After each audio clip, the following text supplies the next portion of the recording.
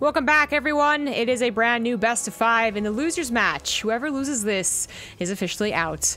In the bottom right, as the red Protoss, it is DnS. In the top left, as the blue Zerg, it is liquid Snute. Having a surprising amount of trouble versus Protoss, but maybe it was just against mana. I'm a little hesitant to hype up or, well, I guess hype up in a good way or hype up in a bad way as well. Anything to do with pre-BlizzCon results, considering that almost every group we've done in TING has had 1 or 2 people going to BlizzCon. As I said before in the last series, sometimes you watch X player perform poorly in a matchup just days before a very big main matchup and still do fine when it comes to the bigger tournament. Consider that these guys, well, there is always a little bit more emphasis on tournament results, are also playing tons of games every day. And while Snute might have trouble against mana, he might be winning 80% of his PVs or ZvPs on ladder. So it's a very difficult thing to be like, well, this isn't a great sign.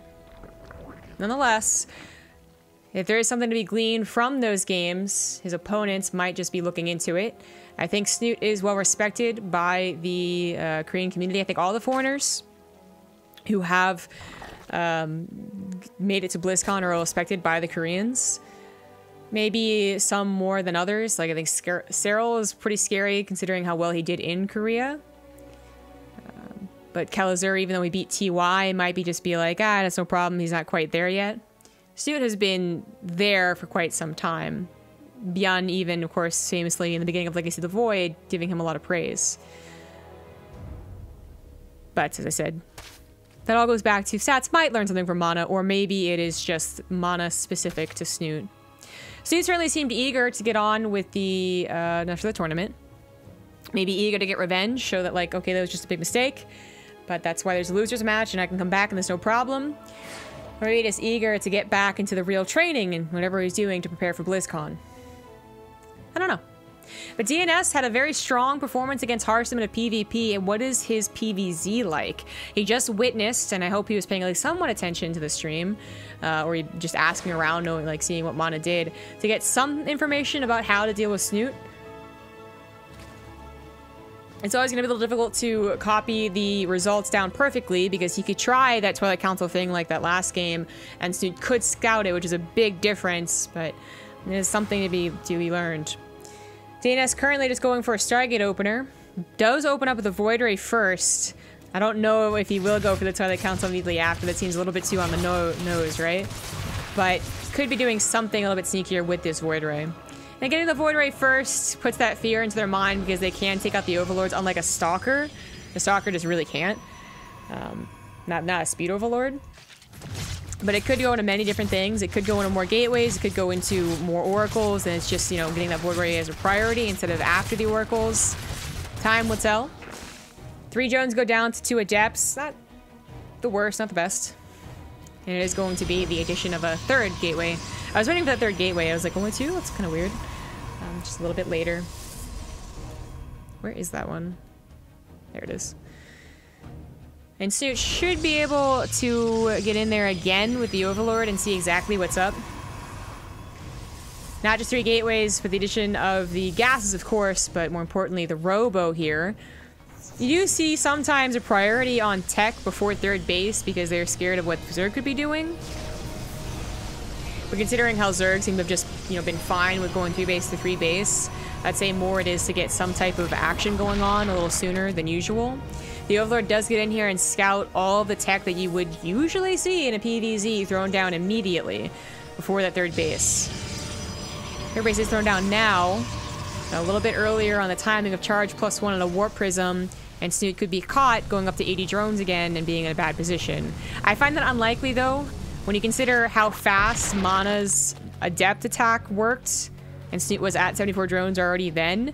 Catching Snute while he's still droning is like kind of in a way a difficult thing to do, because unless you do it really early, he's already going to be at 80 drones, and you're catching him while he's building an army, right? This guy usually knows when to drone and how to really get it done. And it's up to, you know, some of the really clever thinkers, the guys who really know him very well, to actually catch him droning too much. DnS is on the way. +1 missile attacks, but not quite a Hydralisk Den. There it is now. There to go. DnS does have that charge +1 and Templar Archives, and I expect a Warp Prism. Oh, there it is. I missed the production, but I knew it was on the way. To actually hit quite an impressive attack, right? He's going to be building up his third base. That's not a fake or anything like that, but there was emphasis on the upgrades and in production first and foremost. And the attack that can happen after many different builds can still hit, and even a little bit sooner perhaps than normal. Especially if you don't wait for the charge lots. These Archons coming right now, and Snute's going to have his Lings in, well, in the bad position. And not even any Hydras yet. So Lings get in, see a well-defended third base. It's usually unlikely to get any damage done there. Now see what's going on. Come back home, but they gotta wait for the Banelings. It starts off very small, but gets very big soon. 8 gateways of production. No gases at the third base means that if this failed, he wouldn't have very fast Storm as a follow-up, but it could just do a lot of damage. There's +1 isn't quite done. I think that was kind of brutal for those charge lots, but honestly, there was just a lot of army here for Snute. Warp Prism starting to get target fired too, has to skedaddle before the Queens can actually get in range, and the fourth base does go down. Overstaying his welcome is still a very real possibility there for DnS. The fourth base is a nice catch. It's not the end of the game. Snute would love to be at the 80 drones and really fully saturating 4 bases, but he doesn't have to be in that position to be okay. As long as he does get it down sooner than later. And DnS looking to further delay that fourth base is actually, it's being taken somewhere else. That's a lot of Hydras, that's a lot of Queens. Hydras are initially on the front lines, which is a bit of a mistake, but now the buffer Queens are. Warp Prism's always going to be scared of being targeted, and that was a bit of a questionable one from DnS there. Lost a lot of units that still, if he had not done, actually showed them, probably could have escaped. But more of a distraction as a second Warp Prism came in here. Snute not prepared. I didn't even realize he got a second Warp Prism. And behind this, DnS is getting to a fourth base, is added on the gas, fully saturated, and finally getting to that Storm. It's said a bit later than the safest possible Storm ever. But if he takes enough time here away from Snute, Snute might never get a moment to attack before Storm is done. And since both Warp Prisms are alive, if he decides to attack, he's got to always be on guard.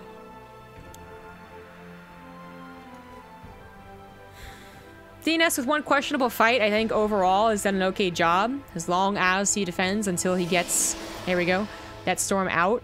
He's got the High Templars, I believe, prepared, gaining a lot of energy, and with Ascension to Ire having that tricky, you know, just that dynamic of all your bases being on the high ground, I think he can buy enough time. He's even, like, over-preparing, really. Well, properly preparing. I don't say over-preparing. Properly preparing for what could have been an immediate counter, but Snute not really going for that. You know? Maybe thought about it, but is actually just protecting his fourth base. So Storm +2, lots of production, caught up on the army supply, and Snute is actually going for a Lurker Den. Lurkers are kind of making a comeback, I suppose. Still don't think they're the most fun units, so I guess I have an inherent bias against them. You know, the fun factor, the bit of the fun suckers. Oh, okay, that Warp Prism did not stand a chance.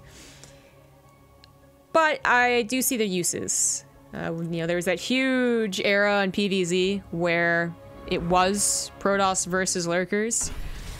But it's fallen off, and Lurkers can still be that big surprise. You know, you don't have as much emphasis on immortal production in most games. But while the Oracle tags Overlords thinking they could be drop ones eventually, an attack happened to the north. Lots of Lings though, nothing a bit beefier that could really tear down a base. The upgrades have been evened up, and the armies, while Snute is above 30 army supply, really when you consider Storms, is not so bad. Stasis Trap, they're burrowed. Lurkers are being produced, and DnS does not have a lot of Immortals. He will have a second Robo soon once he realizes what's going on, but I think DnS's scouting has been limited to whatever his Warp Prism could see, which hasn't been a lot. Yeah, has not detected the Hydralisk Den or the Lurker Den at all. These Overlords did eventually turn into drop Overlords, drop a large portion of the army on top of some very important structures. The Templar Archive is going to go down, and while High Templars right now have energy, they got to be careful to never, ever die. Oh no, is this about protection going to go down? Perhaps a mistake from Snute, but he's attacking to the north side as well, and more focused on that. Lurkers ended up burrowing and took out a portion of DNS's army that was trying to come back, and that was the real trick, the real use of the Lurkers. This is a nice attack by Snute, and perhaps game-winning. As DNS simply, without an army supply, down to just Storms. That won't be able to do it. GG. And Snute takes game number 1. That drop was really crucial. And then the Lurkers denying the other half of the army to come back. That was especially good for Snute. So obviously Snute isn't going to go out of this group without at least a victory. Next game's going to be on Abyssal. Here we are in the top left. As the red Protoss down 1, he is DNS. And in the bottom right, as the blue Zerg, it is Liquid Snute. Perhaps proving that it is just Mana that got the better end. Not Protoss in general. And perhaps DNS just having one game where he gets caught out of position. Drops are definitely difficult to deal with. And while DNS is no stranger to that, it can catch anyone off. You expect drops from Terrans, but Zerg's still a little bit rare. Well, more and more popular. Actually, I think DNS had a very, very good match in Montreal, I believe, where I was thoroughly impressed with how well he dealt with multiple attacks by a Zerg player. He was being dropped, he was being harassed, he was, you know, multiple armies were attacking into him, I think it was on Acolyte, and he was able to defend, but just, like, not well enough. He was able to draw it out for a very long time against, like, 4 different attacks, which I thought was damn impressive. So I know his PvZ can be solid, but is it quite there yet to take over God like Snute? It doesn't look too godly today, but he's usually very good. Thank you very much to Warbuff the second, Warbuff LL, for 17-month resub. Man, time sure does fly. Especially when you're casting StarCraft.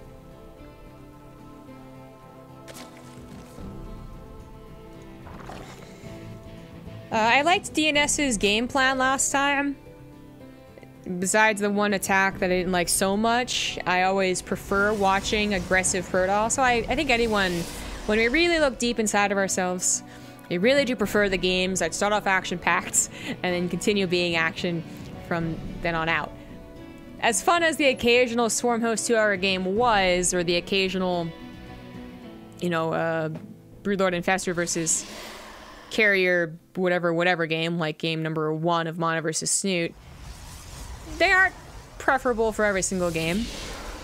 And sometimes they really don't, I think, how to say, they don't really showcase the skill of both players. I'm not saying that it's skillless to get to late game PvZ, which I know is what it sounds like, but it just isn't much to glean about what their strengths are, other than, well, they were kind of good at positioning. And it's like, okay.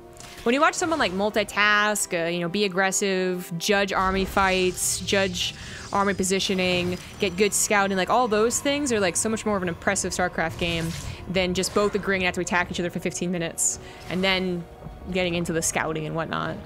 So I like it, and I hope DNS continues to provide some aggression, which he certainly is. This is a very funny attack. Proxy Pylon in that natural base, or third base really, it actually manages to grab a queen, which is certainly not Snute's intention. The fact that I already got a queen is pretty good. It's forced out a lot of lings as well as Snute realized, like, wait a second, this is really happening? Now, some of these lings are gonna go across the map and look for an opportunity, but there are no holes in this wall. Stargate was also produced, so an Oracle will be on the way soon, and hopefully Snute can clean this up before he realizes, before he just doesn't have, I guess, the thought to think about an Oracle, right? Like, if he doesn't clean this up soon, he's not gonna think about the Oracle, he's not gonna scout the Oracle, and he's not gonna have any defenses against it. Secondary wall is coming in at the last second, just a little bit of an emergency, there's only 3 lings, he really doesn't want that Stargate scouted. And Snute has not got the, yeah, he's never got the Overlord in. This happened too fast at a very crucial time that Snute had to deal with this first and foremost, which he barely does. 2 queens go down, lings go down, hatchery gets very low. that he hasn't gotten the moment to think about scouting or what could possibly be following this up. Now, I think he's realized in the last 13 seconds, like, okay, wait a second, where does this possibly lead into? And a Stargate would be an obvious follow-up. So a Spore Crawler ends up not being too late. It's really perfectly timed there. Very close, though. There could have been a lot more drones dead. And the Oracle doesn't get as much damage I think DnS was really hoping for. DnS also, once again, adding on all of these production facilities prior to his third base. This might be a little more because he was afraid of just not being able to get the third base up. With how this game has gone and how many Lings were produced, he knows that they've been roaming the map. Yeah, I think it also does just provide the aggressive starting off point that we saw last game, which was fine. That wasn't a mistake. It just didn't add up to a victory. Thank you to Jimmy Shimo 9 for the 19-month resub. Is Need playing in this? Well, he played yesterday, and he got second in his group. Ooh, Oracle is taken out, but one lives. Phoenix has been produced to clear up Overlords. We have a much... Or no, sorry, that is the similar time to Temple Archives. As he added on those Archons to attack with, but then held off on Storm. Just kind of the big difference maker. On the Zerg side of things, you always have to be prepared when seeing a later Nexus that they could do this attack. But even say that they went for a fast third after a Stargate, they could still be going for a follow-up attack very quickly. It's like, you know, seeing how many probes at the third base, are the gases taken, how quickly are they taken. That can be a nice sign for Snute, who, well, doesn't need a sign. He's going to go for his own aggressive attack here. He's built Roaches, Lings, Ravagers, and has Queens ready to drop on top of the army. This is hitting a potentially a pivotal point. Gateways are finishing here. Charger +1 are finishing, but all is not done. There's also going to potentially be an Artosis Pylon, but DnS has fixed that. He realizes, I think, what's on the way. I've seen the Overlords aggressively move out. Can he protect his third base? These units aren't very strong. They won't have any upgrades. They'll have a little bit of micro on their side with the Overlord, I suppose, and they do have numbers on their side. Transfuses also could add up. But DnS has Defender's Advantage, Overcharge, access to a lot of production, access to all his upgrades now that they're done. And I'm not sure this is going to work by Snute. Ideally, the Lings or the Queens tank the charge lots, not the Ravagers, so he pulls those back. The Floated Overcharge getting rid of a lot of these Lings. I'm not sure this is the best move, and unfortunately, if this doesn't work, which at this point in time it certainly hasn't, Snute has given up so many things to do that. He doesn't have a fourth base, so he's getting it now. He's only on 38 drones after losing about 7. 5 more here to the Zealot run by, I suppose. Doesn't have any upgrades, doesn't have access to higher, better tech. Roach and Ravagers are really bad as time goes on. And that just did not catch DnS at a crucial enough timing. It was very close to it 20 seconds earlier, and DnS has nothing. But he had that gateway count, and he had the upgrades. And perhaps that is a build that works against someone who played greedier with their third. It was just barely off for this one. Now Snute is in the act of recovering. DnS could still certainly throw away his advantage. Maybe a Warp Prism doesn't do as much damage as he hopes for. Maybe he also is a little too aggressive thinking his opportunity and loses out. But yeah, I think if he just stays at home, continues getting upgrades and Storm, he's gonna be able to have a winning move. Fourth base comes down, wait for a bigger army, push out, break down their rocks, and Snute's still gonna be on some less than ideal units with less than ideal upgrades. Second Warp Prism is gonna provide a lot of harassment and a lot of scouting. Probably confirming what I'm talking about, which is that, okay, his army really isn't that scary. His fourth base isn't already saturated, so I know his drone count's not that great.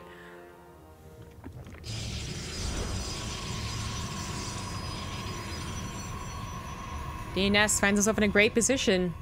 I don't even think he was thinking that could have been a possibility. I mean, Ling, Roach, Ravager, Queen drop, even with people who usually do that, which is not Snute, I would say. Who does usually do that? Like True? Yeah, we'll go with True. It's still, you know, something that's rare. But, you know, he scouted it early, but more importantly, all of his production timed out so well. So I don't want to say that was like a build or a loss. It like kind of feels that way, doesn't it? perhaps Snute also not taking into account the amount of damage he took from that pylon, or maybe that was kind of just like a build because he took that damage. He was like, ah, why not? Like, let's try it. Maybe he overcommitted to this, but that wasn't the case. 2 warp hymns not doing a lot of damage, not dying either, so I consider these still victories in a way. They're present. He knows about them. He knows he might have to leave army at home, and it's actually Snute who's ready to attack again, but off of that still a low drone count, up against Storm +2 and a hell of a lot of Storm. 6 High Templars here. I'd be very surprised if Snute does enough damage, but maybe this is his only hope. Zealots are dropped off, and now Snute's guaranteed going to take economic damage while potentially not winning this fight. Lots of Corrosive Biles trying to hammer down, but are they really ever going to catch anything important? Well, hey, as I said, the High Templar went down. Baneling drops! Oh my god! Oh, I thought those were Queens! Baneling dropped on top of the High Templars, forced them all to turn to Archons, and a single storm was used. Oh, that was actually a beautiful thing by Snute right there, but wasn't enough. His economy is getting ransacked. He's going to start losing on his structures as well, and the 4th base perhaps could even be lost. Maybe that's what DnS has to do, but he was depending a lot on those storms. Maybe it's an easy fight. Now it's a little bit more difficult, but maybe not difficult enough. GG, Snute still calls it. Archon Immortal still a very strong composition against what he had, but damn, the Baneling drop almost made that possible. That was pretty cool.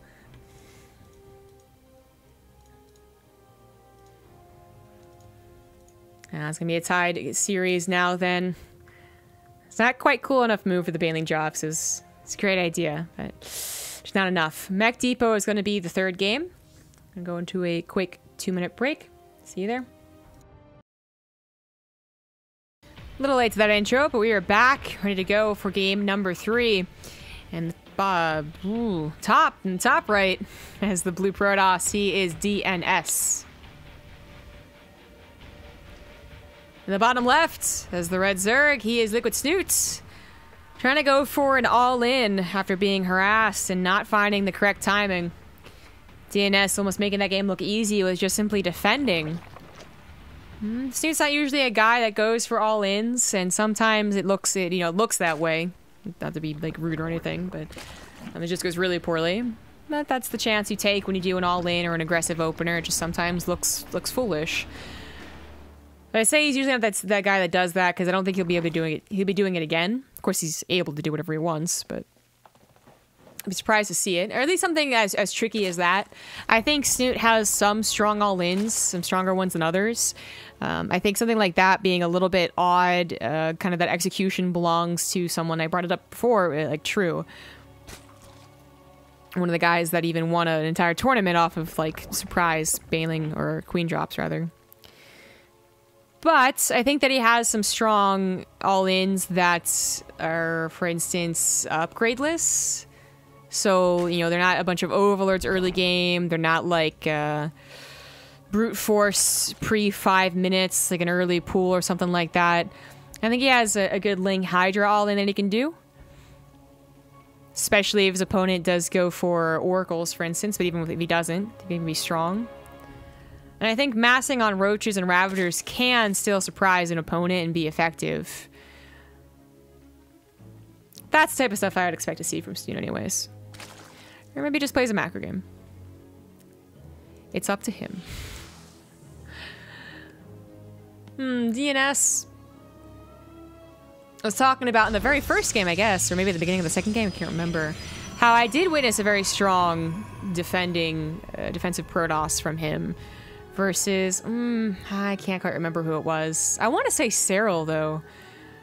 Like, whoever he was facing, everyone kind of expected to win. And he did so in a very dominating manner, but DnS got the chance to look impressive even while losing. So I really want to say it was Cyril. Don't quote me on it. So I believe in him defending against most things that Snute can throw at him. It's just a matter of, does he overcommit, make a couple of poor decisions prior to the attack, and Snute's able to out-macro him, because that's a real possibility.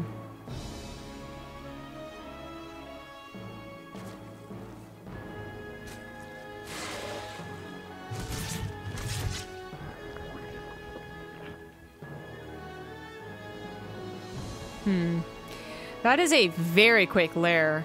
Like, I was talking Quake Lair when he got a 4:15 one or something like that. How long does a Lair take to finish? Yeah, it was like a 4-minute Lair. Because it finished at 5, when sometimes you see Lairs start as late as 5, and even sometimes 6. I think Snute had a period where he was going for like 6-minute Lairs. Really just pushing it off in favor of economy. Maybe that was just his Terran. I know, actually, I'm a little fuzzy right now. But anyways, this is very, very early, so I wonder what this could lead up to. I mean, initial instinct, right, as the Terran player is to be like, oh crap, he's gonna do a Nidus Worm. But maybe it's that Ling Hydra thing I was talking about. You don't get to a very strong economy, kind of like around 50, 55. And then you just build Lings and Baneling, or sorry, Hydras without Banelings. That's why I thought about it. You don't get Banelings, you don't get upgrades. And you go for the big, huge swell of units that hopefully just brute forces their way in there. Seems to be maybe what he's doing.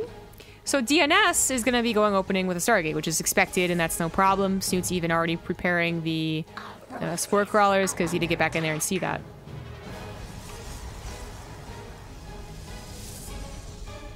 But is DnS going to be able to scout what Snute is doing? Because I'm pretty sure at this point in time this is what Snute's planning on doing. Okay, we'll see. 4th base, maybe you would think that would take away from my point, but he's still not building drones, and the 4th base is more of like a larva factory anyways. And the eventual macro game this could turn into should the Hydras not win the game. But right, back to, does Snute realize what's happening? Or sorry, does DnS realize what's happening? Snute probably knows he's going for a Hydra attack. DnS, it's going to be a little tricky to tell, right? You don't really pay attention to drone counts unless you're already suspicious. And that 4th base, not only a larva factory and, you know, eventual base he'll take later on, is also a bit of like a, hey, look at me, I'm macroing kind of thing. So if Snute can even take on these Hydras and Void Ray Oracle combination and counterattack, that would be even better. Looks like DnS is like, okay, Hydra's already out. That's a little scary. I'm not going to take it. Is much better off for doing that. That's a much better decision from him. He's going to go back home, defend, continue tagging with the Oracles, realize what's happening, not based off of anything but just seeing, hey, that's an army, when usually Snute's all about the drones. If this was Snute just defending, it's probably not the Hydras. He's probably gone for Ling Baneling, right? So this many Hydras, way too suspicious. He knows it's on the way, and he is, well, forced to just continue using what he's already got. You know, he built 3 Stargates. He's got to use them. He can't wait until Twilight Council and Forge is done. That's not going to help him that much. But will there be enough Oracles? It's a lot of Hydras. They might be upgradeless, but at least they have their range and their speed, and they have numbers on their side.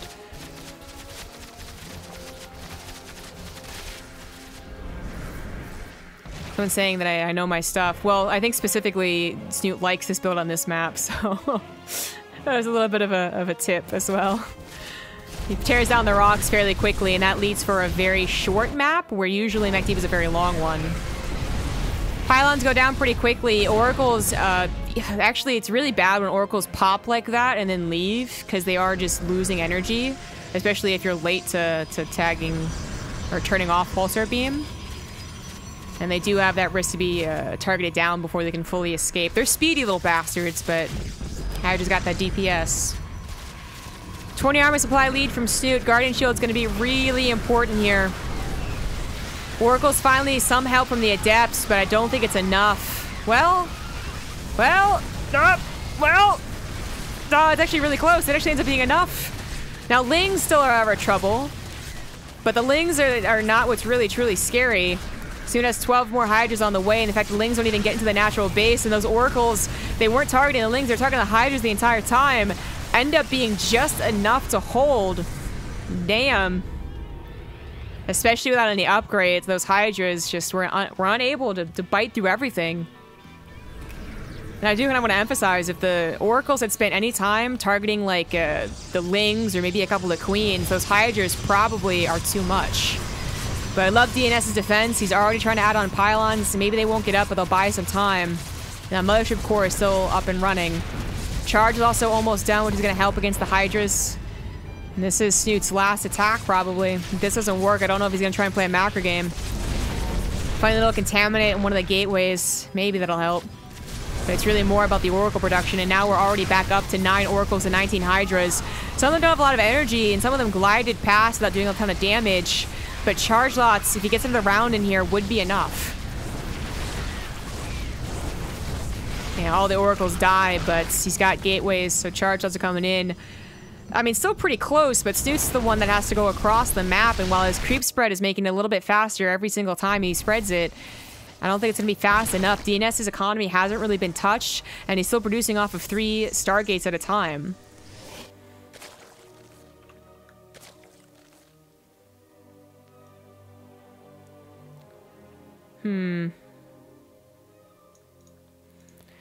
Let's put Snute into a difficult position. He could maybe... actually, I was thinking maybe DNS chooses one composition over the other. Maybe he goes Mass Charge Up, maybe he goes Mass Oracle, but I don't see a problem with either one of those options. I'm not sure Snute's going to get any benefit from the potential surprise follow-up all-in. If all-in number 1 doesn't work, all-in again, right? Well, sometimes it works and sometimes it's just a pointless maneuver. DNS didn't take economic damage where he's, you know, having a tough time deciding what to make. He's just continuing to make what he did before in even numbers.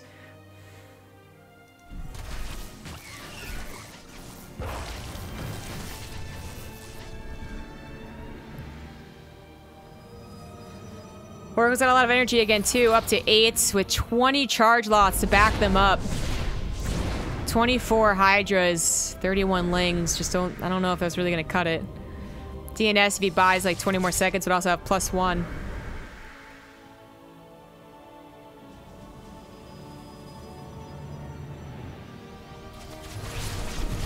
Queens might be able to tank more than I give them credit for, but those Oracles pop on top of the Hydras.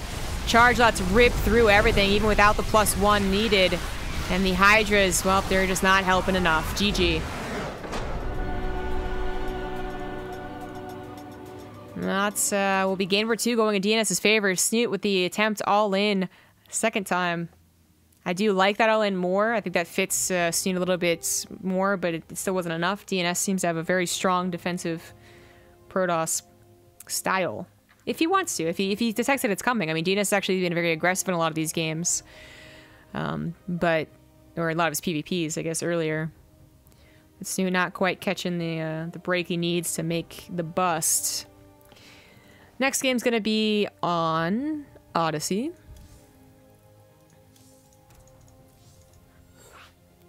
The cat came back up here.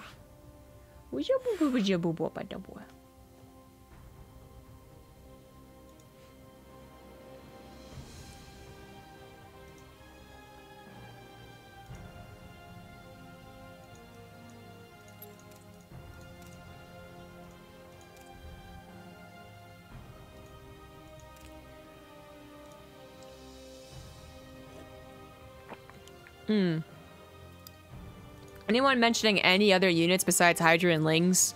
Maybe not quite grasping the concept of what Snute was trying to do?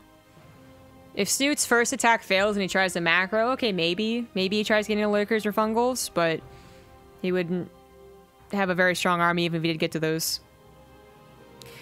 Players ready to go. There's no map intro. Let's get right into it. This could be the last game. Snute could be getting out last, so there goes my prediction. I'm terrible at this game.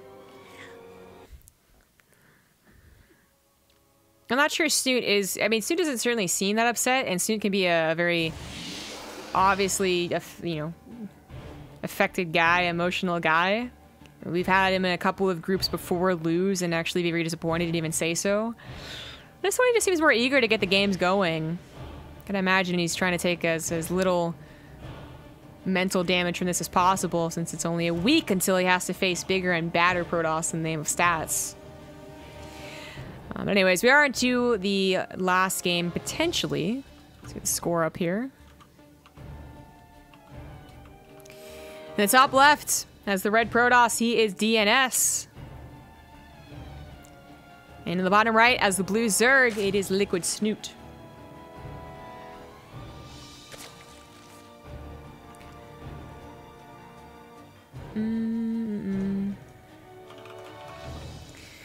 I hear that the TwitchCon keynote speech is happening right now, and that's usually where they announce some really interesting things. Trying to keep, like, half informed while also casting the game.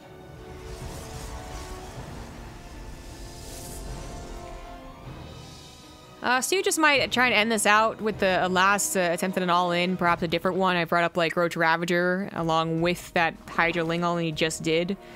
It's possible. Trying to get some easier wins in this group, and then if he doesn't get it, he doesn't get it, goes back to training real hard for BlizzCon. Snute did spend some time in Korea. I believe he's been back for a couple of weeks at the least. I could be wrong about that, but I don't think these guys wanted to go from Korea directly to BlizzCon. They want to go home and rest a little bit.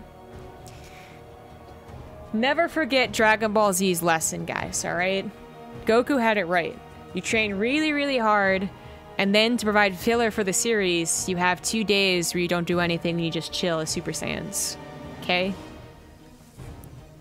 As legitimate as that was for filler, it was also legitimate for, like, actual, like, studying and practicing. The best thing you can do in a lot of cases is actually just take a really calm break and let your body, and in this case, I guess, yeah, you can still say body, right? They're your habits, your mechanical habits, and your mental state take a break, accommodate for what they've been learning and training for, and then be hopefully less stressed out for the actual series. It's really awesome, by the way, is we have totally normal openers here. Third base being taken from Snute and Stargate from DnS, alone in a bit of a weird position. It's really awesome to see more and more I guess people who work in the physical sports come over to esports and find a lot of similarities. Not just in, you know, how athletes prepare mentally. So obviously StarCraft's a very mental game, but also physically. More emphasis on keeping your body healthy, getting massages, keeping correct posture. I think eventually, especially with the likes of League of Legends and Overwatch having such big supporting backers, there's even going to be lessons given probably on how to invest your money. I heard rugby players apparently get a lot of that. A lot of them are forced, like mandatory lessons, classes on investing money, because they don't want to have what a lot of other leagues have, which is a ton of players play for 2 years, waste all their money, and then are no longer any good.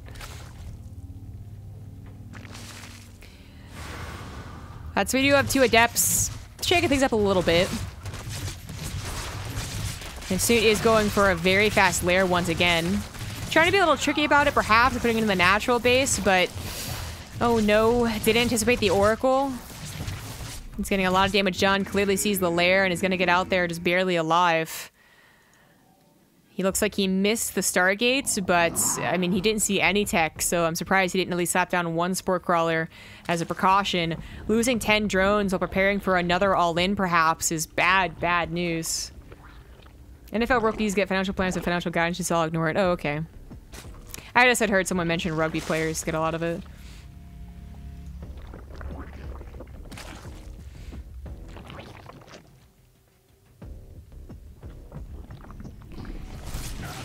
Oh god, he still doesn't have a Sport Crawler in natural base. This is really bad news. Second Stargate's on the way. DnS is going to perhaps have a similar defense to last time, but it's going to be much easier. They're killing 15 drones in total.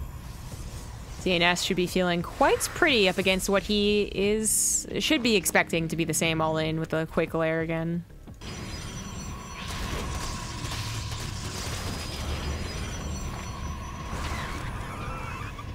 Perhaps Stats watches these games and is like, Snute, I don't have to worry about this guy, and then that's where Snute gets him. Right? Thinking the long con is truly being discovered here. But seriously, I think we all can kind of predict what's happening. As a caster, I'm forced to pretend that there's quite a potential here, but I'm not sure there is. Like, Snute's already not letting that last game work out well, and he had a perfectly fine economy to do that all in off of, still lost the game. Losing 15 drones as you prepare to build Hydras has got to be the worst thing in the world. And DnS with full scouting information should have even like more preparation than last time. The Ling Hydra attack will commence.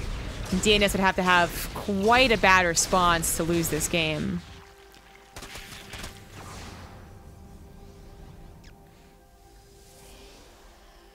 Really kind of fortunate. I mean, spore crawlers, if you can't skip them, do, I suppose, but more often than not, you're going to need them.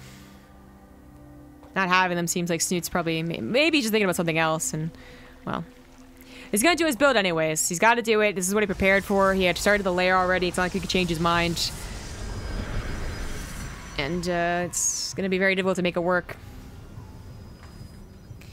Pylons are placed in both the natural and third.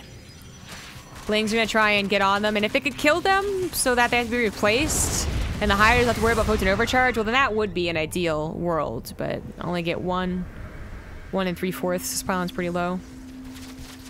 Snute decides not to go for the all-in, but I don't think it's going to be much better if he doesn't do it.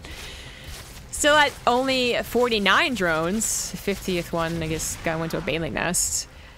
Still no upgrades. And limited production because of his limited economy. Perhaps by adding on the Banelings, he's hoping to take charge of DNS's charge lots. But DNS isn't even getting there particularly fast. He's really still pumping out triple oracles. So 10 oracles are going to become 20, perhaps, by the time Snute is prepared. Banelings be damned.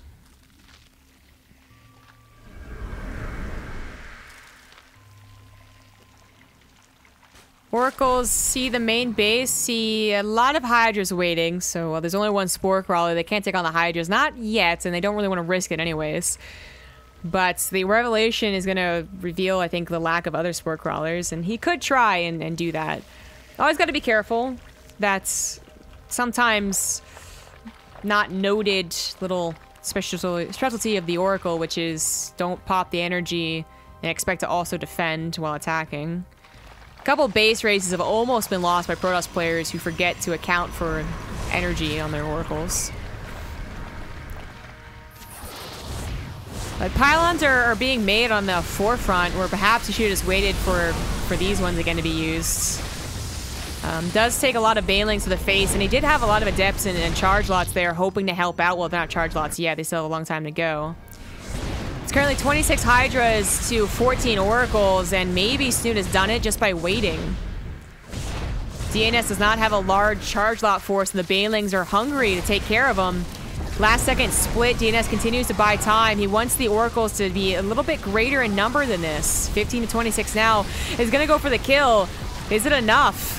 Last time it got really, really close. 9 Oracles to 6 Hydras, and it looked like the Oracles are going to be enough. Charge and +1's going to finish soon, too, to take care of the Lings. And while that looked closer than anticipated, it still was not at all close enough. No economic damage done again. And Snute is just going to have to try and do it one more time. Oracles, good unit. There's 10 more Hydras than them, and they still won.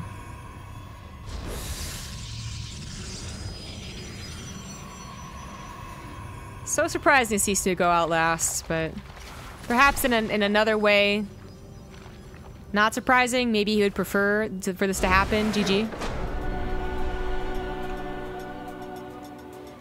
So that he can focus on other things. But it is what it is. DNS takes the 3-1 victory. Snute at least not going out 6-0. Only gets a single game here against his Protoss opponents. And will be out of Ting. Only making it to the round of 16.